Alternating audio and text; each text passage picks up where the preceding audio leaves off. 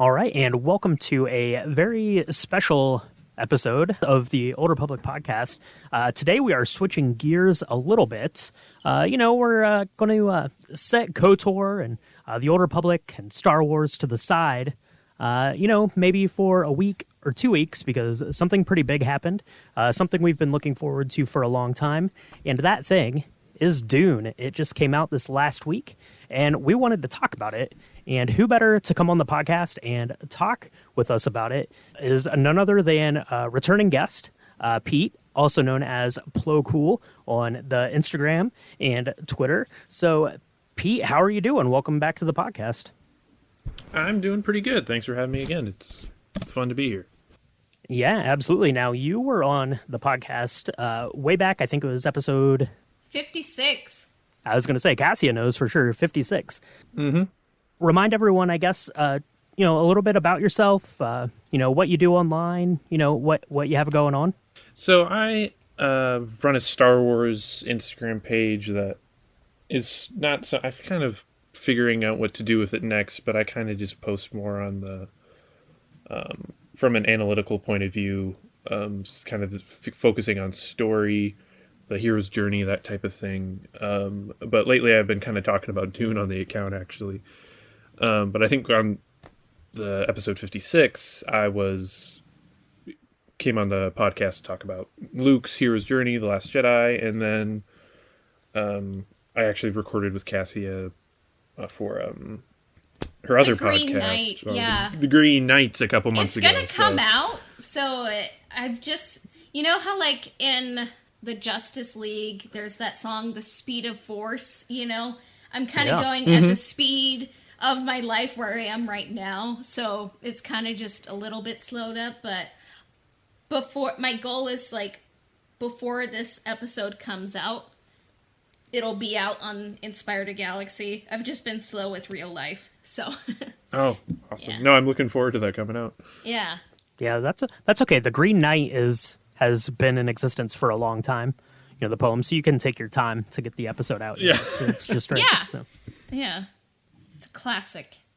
So like I said, so this week we wanted to switch gears a little bit and talk about Dune, because Dune has some deep roots, inspired a lot of science fiction. It's kind of like the grandfather of like modern science fiction, I guess, almost in a way, and inspired a lot of Star Wars. So we thought that it would be good to take a step back and to talk about it.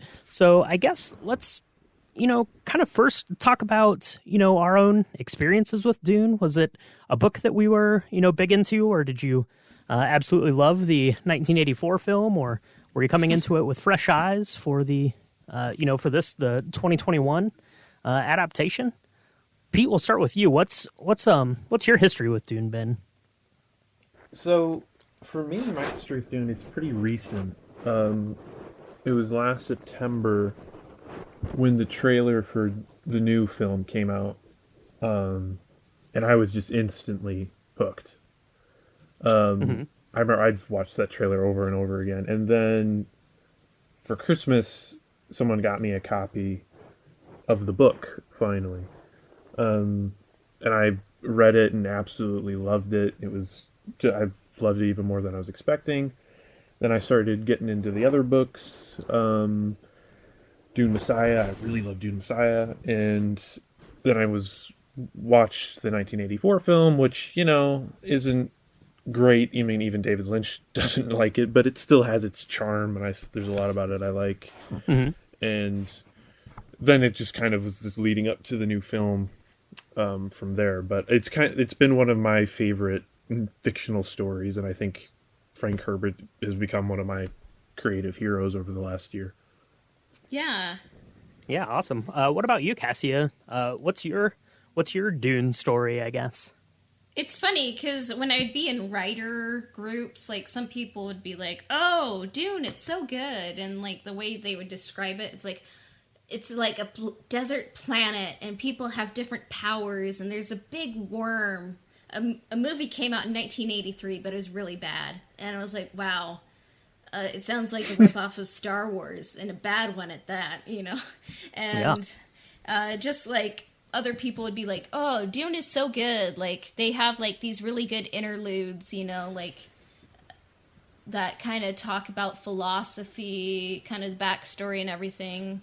And I was like, that doesn't sound like a weird knockoff of Star Wars. And then, like, the trailer for the what ended up becoming the 2021 Dune came out, and, like, it was kind of like, it looks really good. Like, I don't really know the story, but kind of in the middle of the corona of it all, last May, I want to say, I became part of a book group, and they were reading, like, the whole Dune series, and, like, all of them, like, I think they were reading, like, the first few books in Dune. I'm like, well, I listened to one audiobook for the first one, you know? Yeah. Which is, it's kind of a long audiobook, so I felt accomplished. And kind of like, I would, like, go hiking around where I live. It's kind of a desert. So, like, I think it's, like, the perfect, like, kind of hiking, walking through the desert kind of book to listen to. And I was like, why didn't I read this, like, 15 years ago? Like, I think I would have been so much better as a creative and a person if I would have had this in my life. And I was just on board for the movie. I'm like, this is going to be amazing. It has to be amazing. I want it to be amazing. And I watched the Lynch movie, and I was like, well, that was not amazing, you know? Like, the first half, I think it kind of just, like, once they get to the Fremen camp, it kind of just, like, tells you everything that happens, and then, like, it kind of doesn't end like the book does.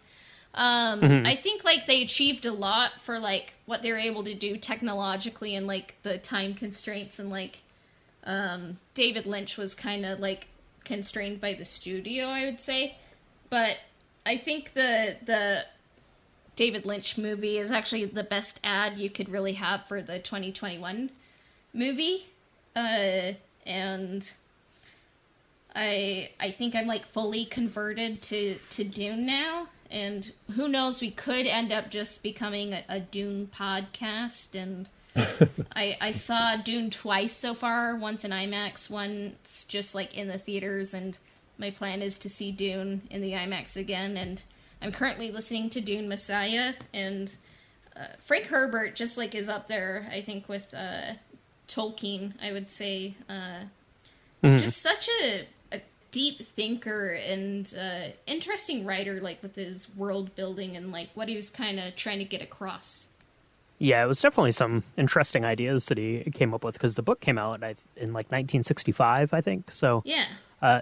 For the time, it would have been very groundbreaking. I want to give kudos to your book club for reading all of the Dune books, because they're lengthy books. So kudos to them. I'm currently listening to it on audiobook form from Audible, which is really good, because it's got some good music and different voices. But yeah, Dune was something that I had read, like, way back in college, like 100 years ago. Because it's one of those books, right? You know, if you're into science fiction, then you should read Dune. If you're into fantasy, then you should read Tolkien. You know, so it's one of those kinds of things, like a rite of passage almost. So I'd read it, but it had been, you know, like 20 years. So kind of like you, I listened to the audiobook that I got from the library, which was more of just a regular, like, someone just reading the book, which was really kind of hard to get back into. But yeah, this Audible version of it is really good. So if you're into the audiobooks at all, definitely look at that and give it a listen if you want. The 1984 film, that's not something that I had seen until more recently. I'd kind of like you two, I'd seen the trailer and, you know, was like, oh yeah, Dune was that story that I liked. So I should, you know, get back into this, get prepared for the film coming out, and watched it. And like you said, Cassie, it tried to do a lot, and it just kind of fell apart. I think there was too much story to tell for this one movie, which is something that you run into with these big epics. If you try to condense too much down, that it ends up, you know, kind of missing the mark. But you know, for the time that it came out, I think that it was, you know, really well done, and you know, hit a lot of the notes of the book. And just talking to people who are fans of that film, and having seen the 2021 version, there's parts of that film that they prefer, or ways that they tackle different things. So it's just kind of interesting to get people's kind of opinions on the this new film that just came out versus the one from the 80s. Yeah, I mean, I also watched the documentary about Jodorowsky's Dune, and it just seems like maybe some of what ended up coming out in films like kind of was inspired by Dune as well. And it's just kind of interesting to see, like, Dune has such a legacy, even though it really only had one adaptation that, like, a lot of people kind of consider to be a failed adaptation. Not to say that it doesn't have its fans of people who unironically love it, but just like this version in 2021, I think it's critically well received, and it seems to be well received by audiences, and it is doing pretty good business for like where we are in the world right now, I think. Yeah, it had a pretty good opening weekend. It's doing really well worldwide, and I think it's going to keep up with that. But yeah, so pretty exciting stuff. So I think it'd probably be good just to kind of break down the story a little bit. So spoiler warning for Dune. If you've not seen it and you want to check it out, or you want to read the book, we're probably not going to get into anything like too major spoiler wise, really. But we are going to be talking about the movie, so just keep that in mind if you want to follow along with us. But I guess, Pete, let's go back to you a little bit. So Dune is kind of this big, sweeping epic story, and it's something that you said you kind of really started looking into and digging into when you saw kind of the original, the trailers for it last year. Are there particular things about the story, in particular, just the part of the story that the film's covering here, this Dune Part 1, now that we know the Dune Part 2 is coming out, are there particular aspects of the story that you were really, kind of drawn to? I think one of the things that really got me hooked into it was when I found out that in this point in time in the Dune universe, when the first book is set, that AI and thinking machines have been banned.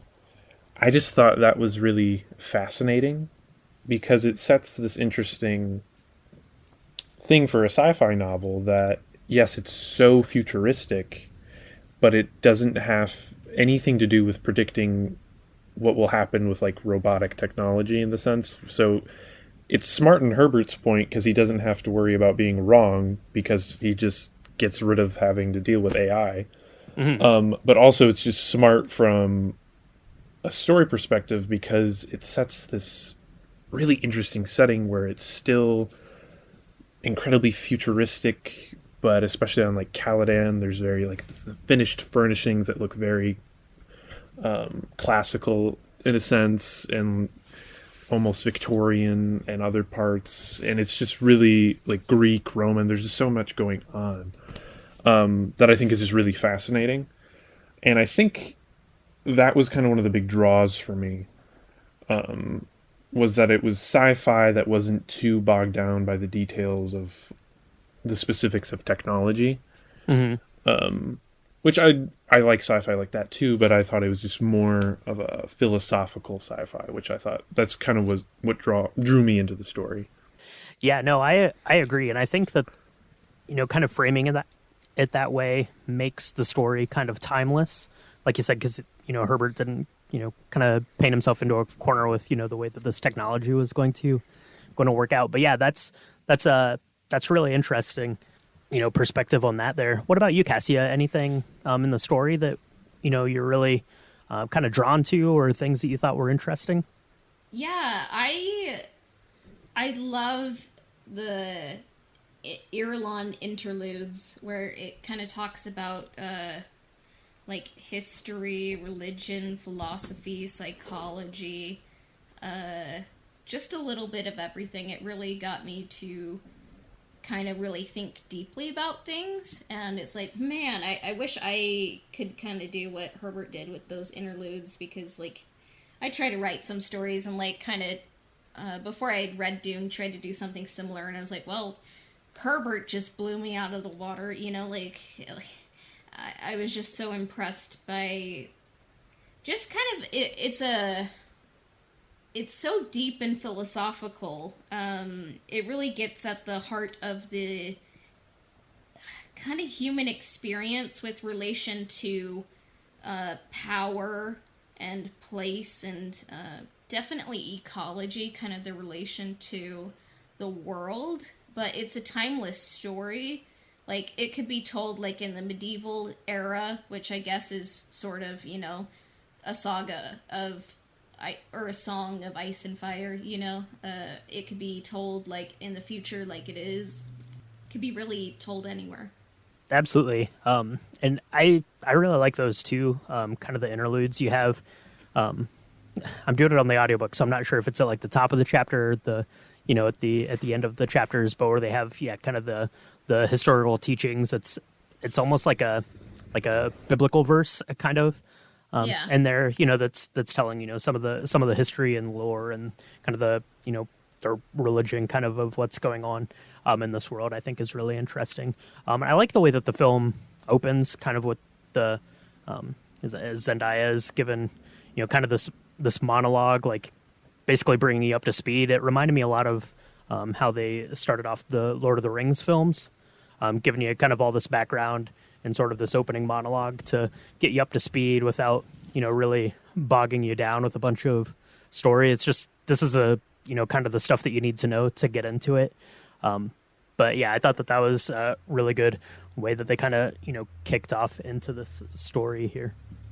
Yeah, and what I liked is that even though, like, Zendaya had 7 minutes of an appearance in the film, is they kind of wove her into the whole story, so it didn't just feel like she was just there. Because in the David Lynch version, it kind of just is like, he sees Chani maybe once or twice in a dream, and then he meets her, and then it's kind of just like, and Paul and Chani's love grew, and I'm like, cool.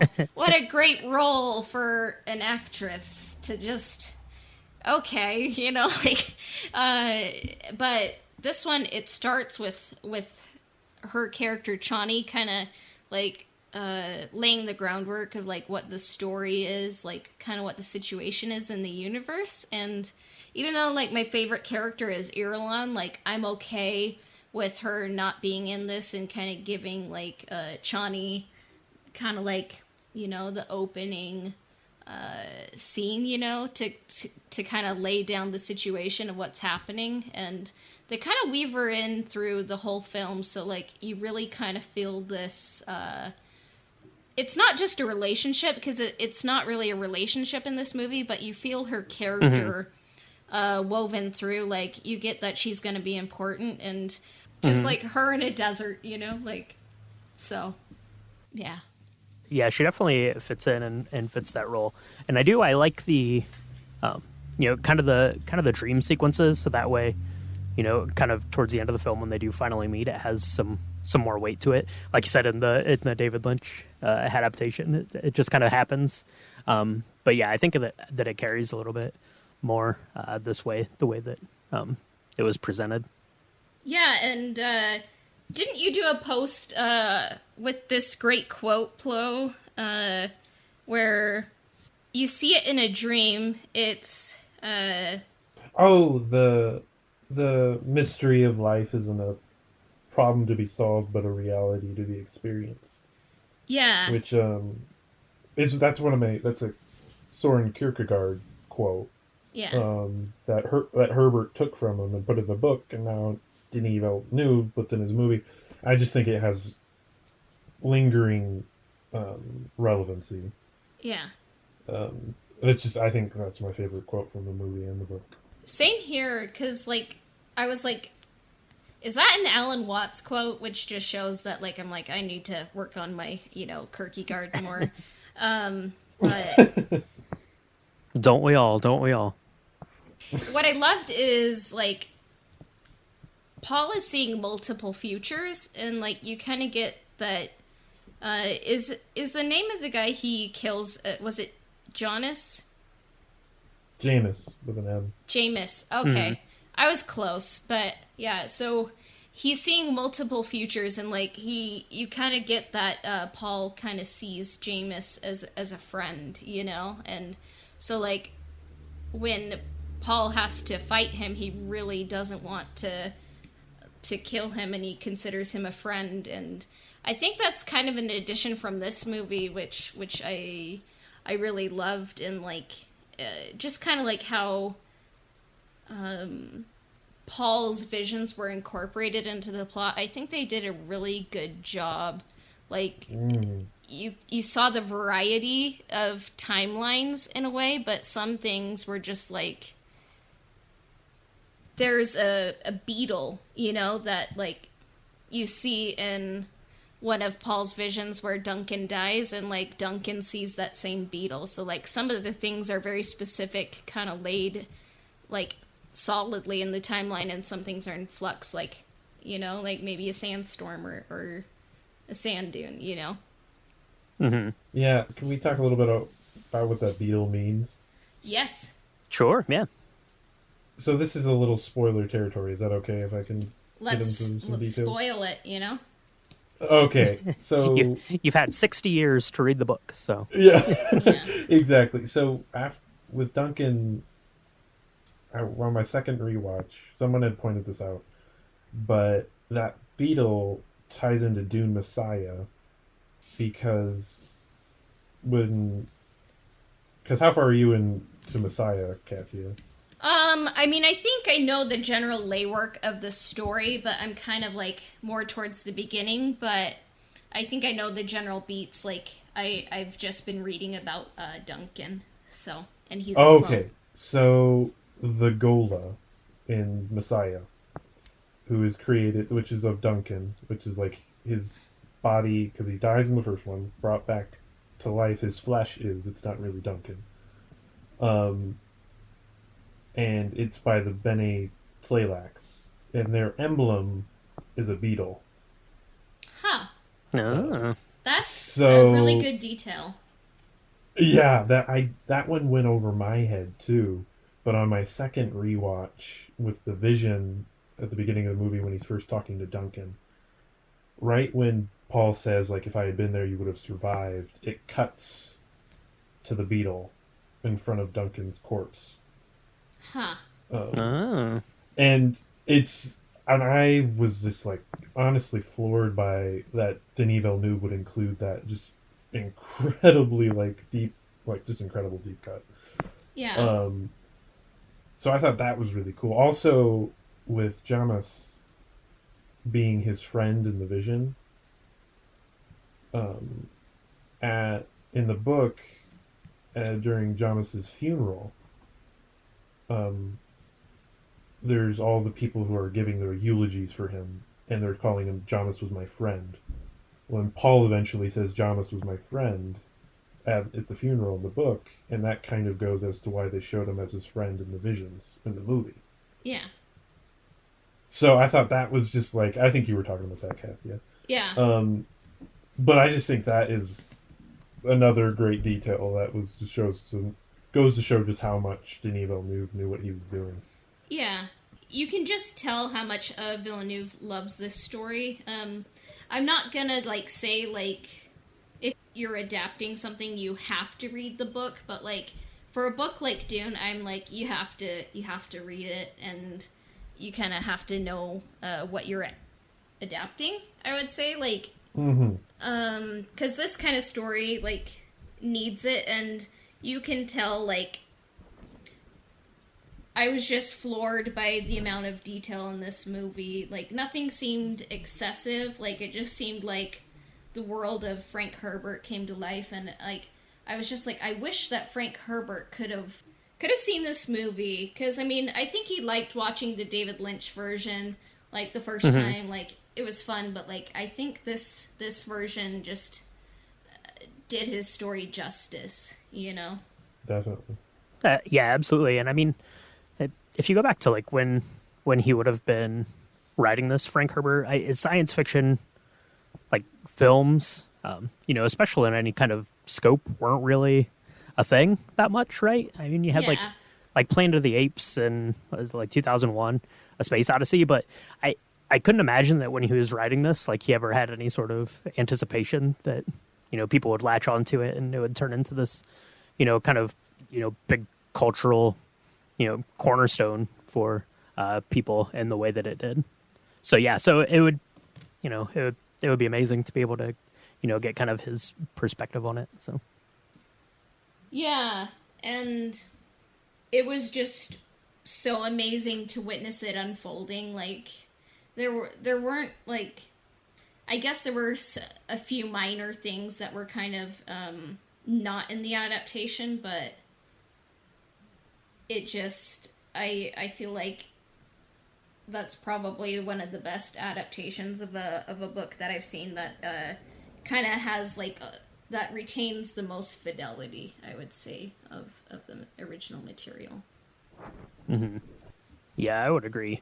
And talked a little bit about the story, but really it's the characters, and there's a lot of characters in this film. And the acting kind of star power is pretty bright. So I guess, start with you, Pete. Are there any, I guess just in particular, as it pertains to the story, are there characters that you like or are drawn to, or you really like kind of their character arcs? Then, conversely to that, any of the actors really stood out to you in these, or maybe ones, when they made the announcement for the film and you saw the cast list that you didn't know how that was going to work out, but, might have surprised you, or, just kind of any takeaways in terms of the characters or the actors in the film?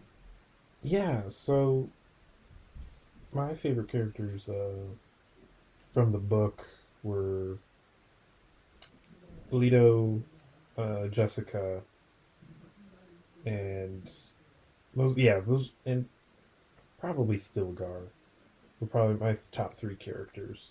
Mm-hmm. And I felt like they were also my favorite characters in the movie, I think. I think Oscar Isaac was a perfect Leto. Yeah. I thought Rebecca Ferguson was a perfect Jessica. And I thought they were adapted truthfully, or faithfully to the book. And I think there's something about Leto's character where he's he cares if my favorite moment of him is when they're the carryall that's picking up the sandcrawler. Mm-hmm. Or the harvester, and they're all his men are worried about the spice, and he goes, "Damn the spice," because he cares about the people, the people over profit, and he's just the most upstanding leader. But also, especially in the book, it's more prevalent because at the very beginning, you essentially know he's going to die. Yeah. So it sets, and it's not as much in the movie, but in the book, it's sets this where there's just a sense of knowing while you're reading it that this man is going to die. And it's still, if you've read the book, it carries over into the movie too, because it's just so tragic in a sense, because you're rooting for him from the very start, because he's a great father, he's a great leader. And I just think Oscar Isaac portrayed him with nuance and just leaned into even some of the more cheesy lines in the book, like the desert power. Mm-hmm. Which I think is one of my favorite lines of the movie because he can just somehow make it sound badass because he's such a good actor. Yeah. So Leto, Jessica, I thought was done really well. How she has more emotion in the movie than I think the book. Especially when she's alone, when she's basically having a panic attack at multiple points. Mm-hmm. Yeah. Like before the Gom Jabbar scene. And I thought it was interesting how they had her say the litany of fear instead of Paul during that scene. Yeah. And they were contrasting it. So I thought Jessica, I think Paul's a great character too, but I think for me, I never have liked the character of Paul. I think he's very well written, but I've never gotten the sense that you're supposed to like him. Yeah, I think he's a bit more of an archetype. Yeah. And you kind of like you kind of have expectations for him, and then they're kind of subverted, so it's kind of more like, I think he's kind of like the lesson, I think. Yeah. He's like the vessel for the theme of the series, really. Yeah. I guess in a way he's kind of the Anakin Skywalker of this story, so yeah. Just like this whole cast, this is a perfect cast. Like, it's probably one of the most illustrious casts that I've ever seen, in a movie. And no one's really static. No one, like, I'm like, oh, their acting could have been better there, I wasn't quite as familiar with Timothée Chalamet, but, like, in this movie, I think he was perfect. And I love Rebecca Ferguson, and just the more I see her in, like, you just are able to see more of her range in each movie, like, and I just love, like, she is proficient, she is strong, but, like, she's also a mother and has to deal with, like, she maybe just sent her son to die in the Gom Jabbar scene, and just kind of like, you see herself have a panic attack, and then you kind of see, kind of through, like, just seeing it, rather than being like, Bene Gesserits are good at controlling their emotions, you see her bring her emotions down, and I thought that was really cool. And I think my favorite characters in the books were Irulan, and in a way Paul, even though he's kind of just the archetype, but basically in the movie all of the characters are basically my favorite, but I'll try to just kind of narrow it down to like 17 of them. Yeah. No, just kidding. I'm kind of kidding, but like, loved Paul, loved Jessica, we need more Zendaya, like, and then Oscar Isaac as Leto, just perfect. I think it almost, in a way, it kind of almost elevated from the book for me. Like, I just felt like he was a good friend, good leader, good father, and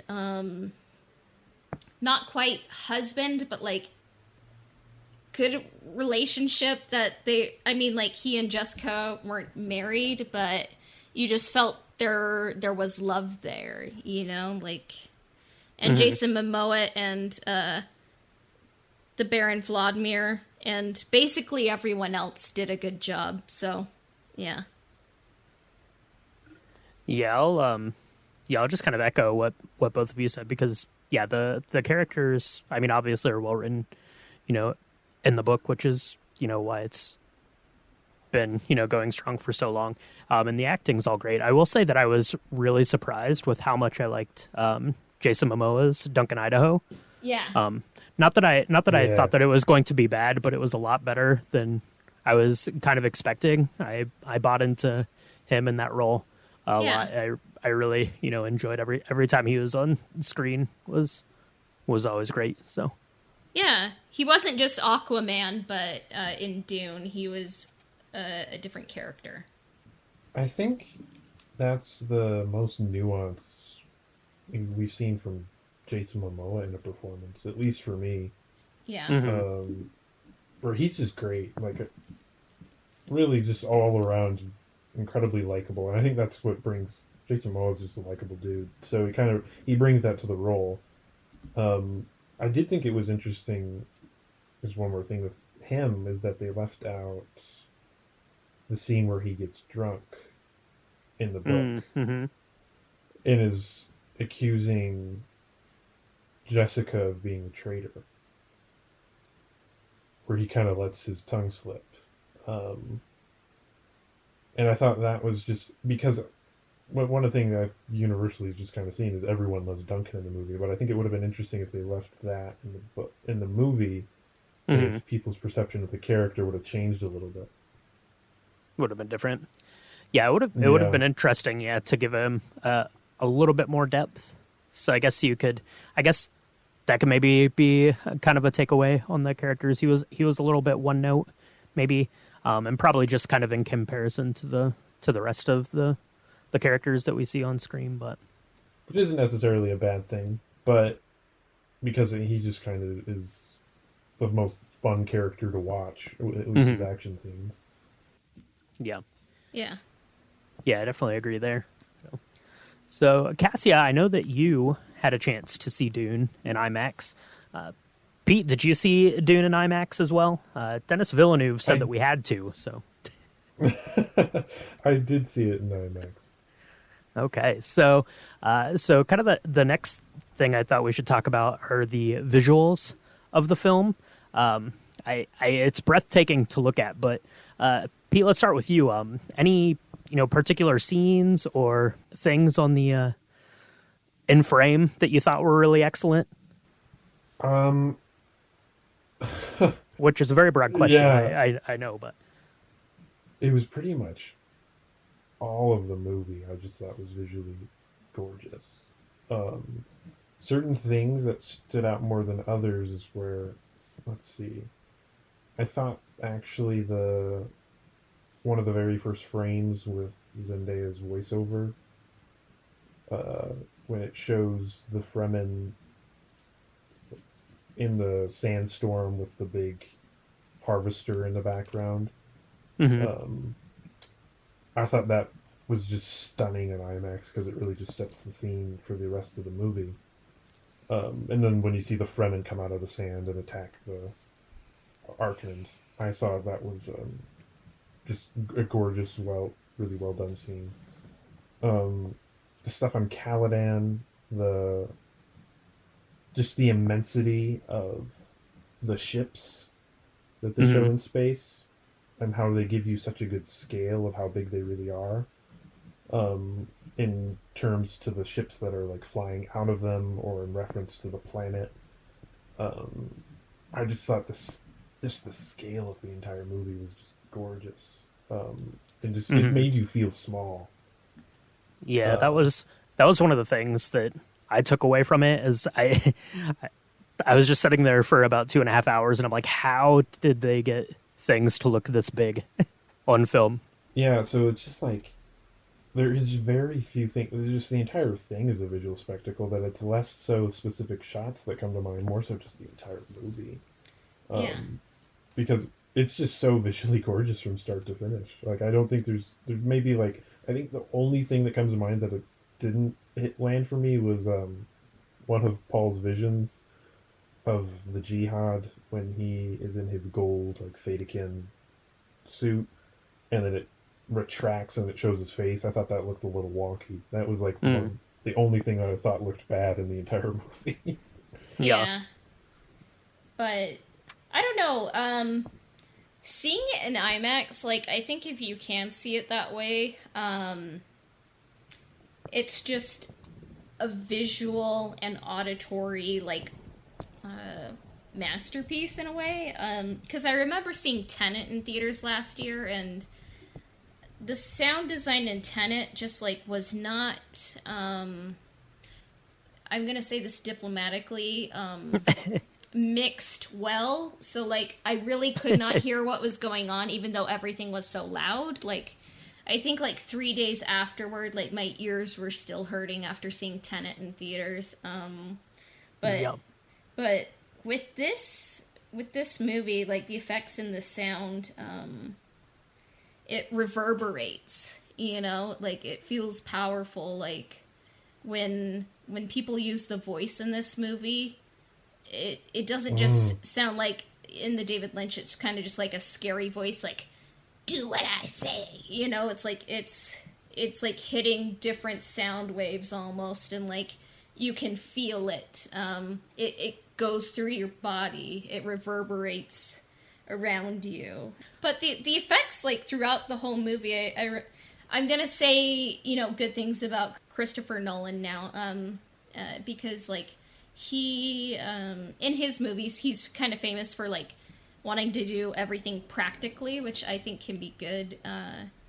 But what Christopher Nolan said about this movie is like the effects in Dune were so good, like he couldn't quite tell like where the effects were and where they ended, and just like it felt real. Like I bought the world building of this world. Like it's futuristic, but not like living computers, and it's kind of aristocratic, but also sci-fi. It's just such a unique world, and I'd love to see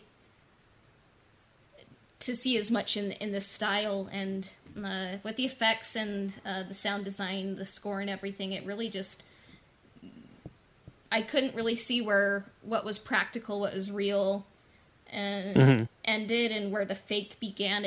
I bought it all. Like I think my favorite effects in this movie were actually like the big, like space tunnels.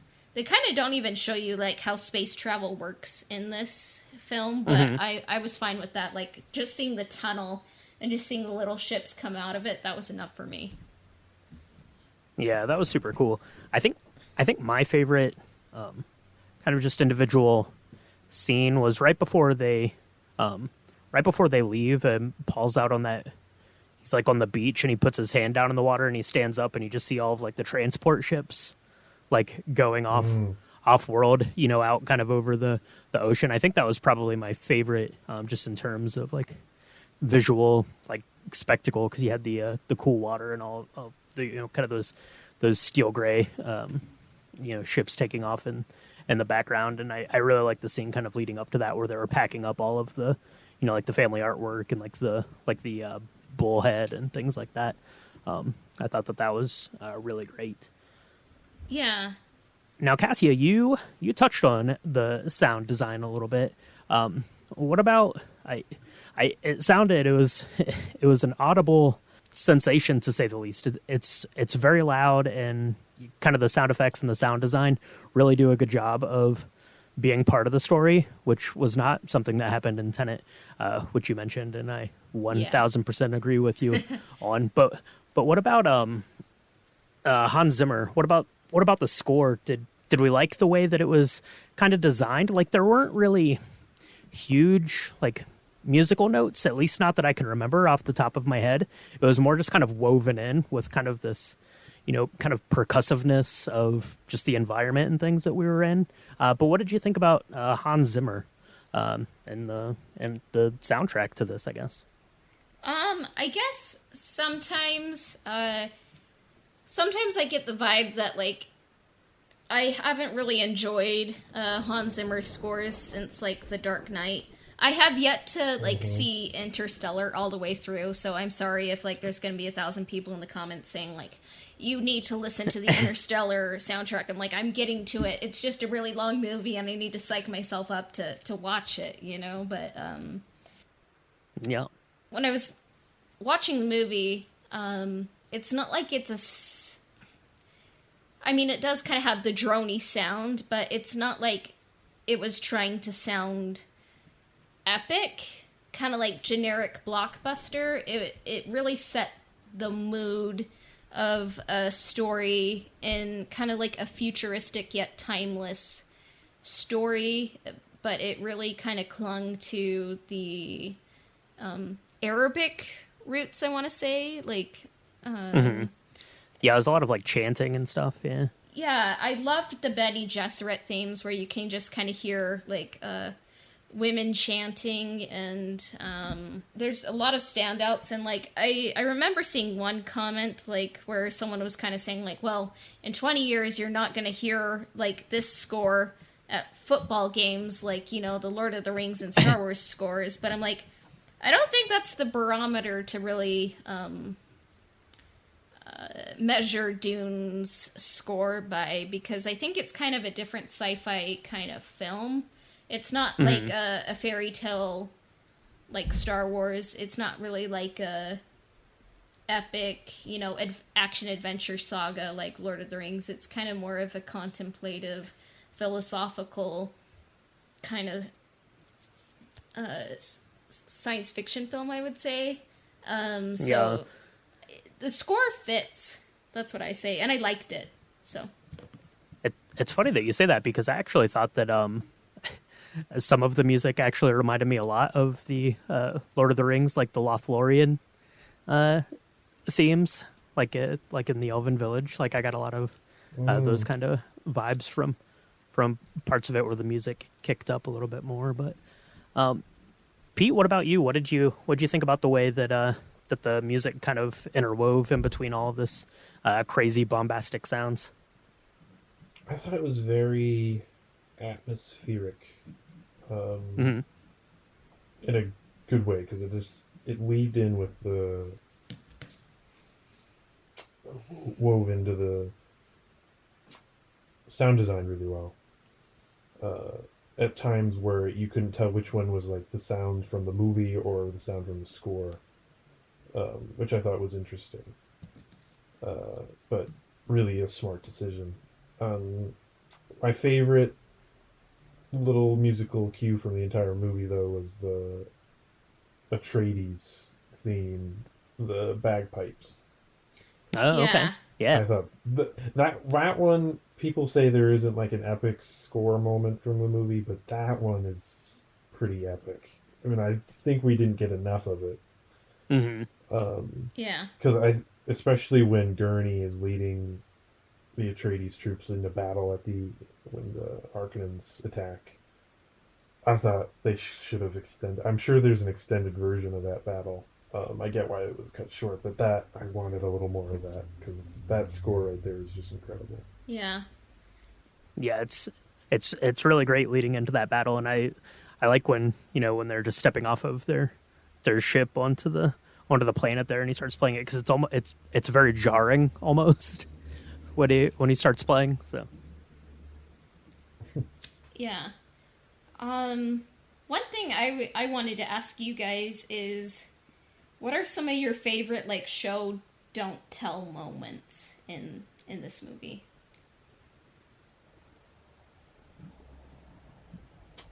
So I think one that stood out to me was, it was kind of it was motivated. There's an exposition where it's a little bit of both, in the sense where the characters are talking about how things work, but they're actually doing the thing while they're talking about it. mm-hmm. And that was with Gurney and Paul when they're having their little practice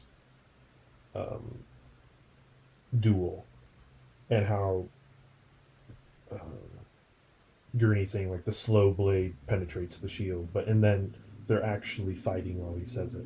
It could have been, I feel like, really easy for them to just stop, have Gurney explain how the shields work to the audience, and then they fight. But I thought they just kind of throw you right in it, and then Denis Villeneuve trusts you to figure it out of how it works. And that's the only time it's ever explained.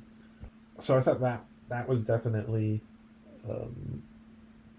one of the first scenes with Jessica instructing Paul to use the voice at breakfast was another thing where it's just like Denis Villeneuve is very good at giving you information while it happens. That's one of my biggest critiques of Christopher Nolan's work, is at his worst, it's characters in a room talking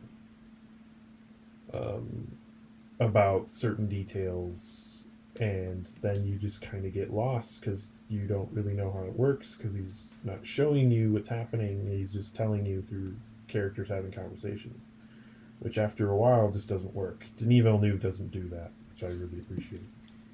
Yeah. Mm-hmm. Yeah, I mean, there are a couple in good science fiction will do that, where it won't overly explain things. In terms of this film, like it didn't go into a lot of explanations about like the box, the Gom-Jabbar test. It does a little bit more in the book, but it doesn't feel the need to do that. And kind of the same with the tooth that the doctor gives to Duke Leto there, because in the book it's like it's like 10 pages where he's explaining like this tooth and this whole thing, which I really like. I really like that part of the book. But in the film here, it trimmed it way down to the kind of bare necessities of what you needed to know about it. So I liked the way that that was handled. But did you have something in mind, Cassia? A show and not tell that stood out to you? Yeah. I mean, I watched this on YouTube. I don't remember which channel, but it was Denis Villeneuve breaking down kind of the box scene. Because, like, he was saying, like, I don't just want, like, the voice to affect people like a zombie and they're moving. Like, what I love is, like, it's kind of like the character blacks out and they're doing it. Like, they don't really know how they got there, but the voice compelled them to do that. And it's just kind of... I think it's a really unique way to kind of show power, and like I was kind of like, I wonder if they could ever, like in Star Wars, like kind of have Jedi mind tricks look like that, kind of like play around with the editing to kind of like make the Force feel more real and tactile, like kind of using different cinematic techniques rather than like CGI. And that was just something in the back of my head, but I also loved this section when the Atreides family has arrived on Arrakis and they're unpacking, and you kind of just see like the back of Jessica's neck. You can kind of tell like they're kind of tired, a little bit stressed, they're on edge, but they're kind of putting up appearances, and you just kind of see like the Duke put his hand on her back, on her shoulder, and then she kind of like embraces it. It's just a human moment, but they also kind of hold hands throughout the movie. Like you can tell like it's a love match, like. But they've been together a long time, and you can feel that. That's what I really liked. Mm-hmm. Yeah, no, that's a really good observation. Yeah, when he puts his hand kind of on the back of her neck, yeah, that's definitely a really nice kind of intimate moment that doesn't require anything else to explain kind of the feelings that they have for each other. So yeah, definitely very well done there. So. So we've kind of talked about Dune a little bit, about the book and our history with it. We've talked, kind of some different aspects of the film. So I guess everyone go in their time machine back to, I don't know, last year or shortly before then, when the kind of the first trailer came out for this, and you had your expectations in mind, and then we all went and saw this in the last week or so. How did this line up with what your expectations were? Did it meet your expectations? Was it different? Were there, kind of anything, stand out from what you thought about and how it ended up being, or any thoughts there, Pete? For me, I think it's interesting because I had high expectations for sure. But it was never even a question. I never thought it was going to be bad, Mm-hmm. So I had a lot of faith in it, probably maybe even too much. But I'm glad I did at this point because it didn't disappoint. But I think it definitely met my expectations, and then it exceeded it because it ended up being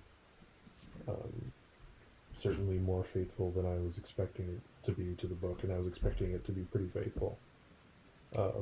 So it met my expectations, and then it surpassed them. Awesome. Yeah. What about you, Cassia?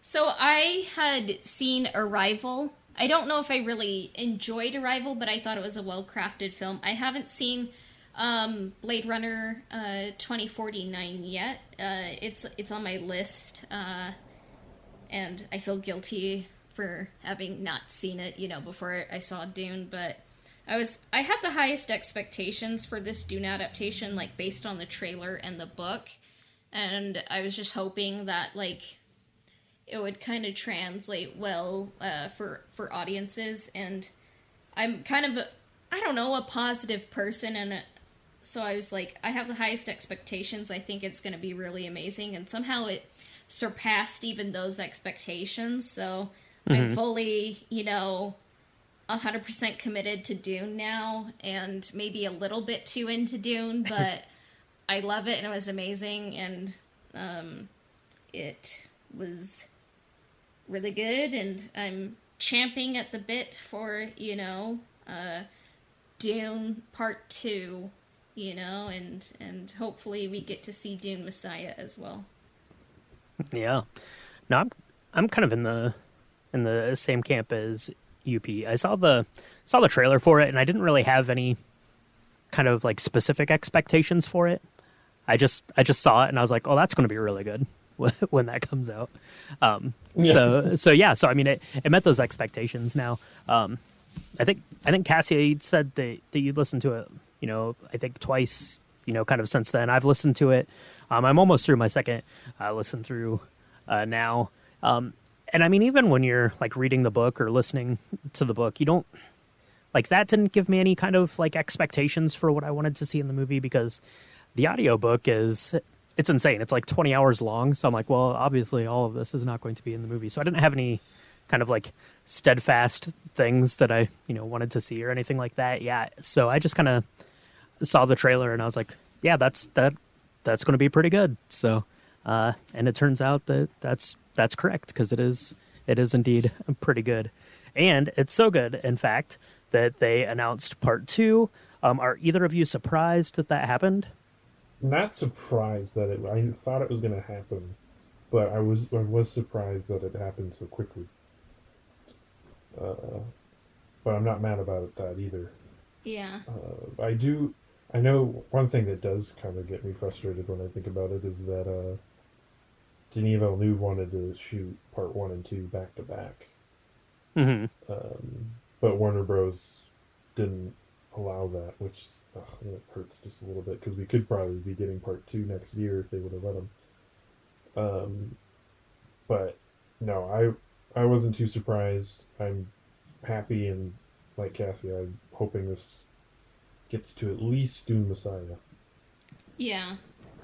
I don't know if I'm surprised, but some of the directions that Warner Brothers has been going to recently just, like, kind of has surprised me. So, like, it seems like the logical thing, like, I mean, as soon as I would have probably seen the first cut of this, I'd be like, yep, the whole trilogy is greenlit,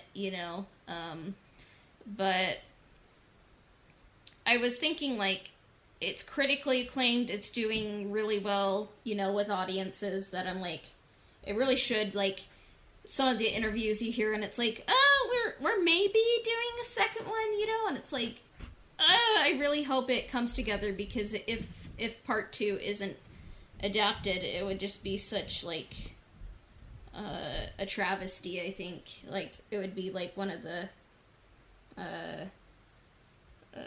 greatest what-ifs of cinematic history, but I'm so relieved and happy that Warner Brothers didn't take too long. I think maybe they took too long. I feel like before Dune opened, they could have said Part 2's coming, but I don't know why they kind of delayed that a bit, but I'm just relieved and thrilled that Part 2 is announced. So let's get Dune Messiah too. So. Yeah. I'm not particularly surprised that they announced Part 2. I think it was. I think they'd probably already had decided on that well before that announcement was made this past week. Kind of like the second season of Bad Batch, where they just decided to wait till the end of the season to announce that, even though pretty sure they already had that in the books. Not particularly surprised, and excited for it. On IMDb, I think it's showing a 2023. Which seems like maybe kind of a quick turnaround, which leads me to believe that maybe they've been doing some previs and stuff on it already, maybe. I don't know for sure, but because, the CG in this was excellent, so I would think that takes more time than 2 years, but I don't know for sure, so. So that is Dune. That's kind of our episode about Dune. Pete, thank you so much for joining us. Do you wanna send us out with any closing thoughts about Dune, or anything you wanted to talk about that we didn't get to in our little recap here? Go watch it, preferably on a big screen. If not, watch it on HBO Max too. I'm sure it's still a great experience. Just see it and read the book. Yeah. Yeah, here. Go see it. Go watch it. Watch it.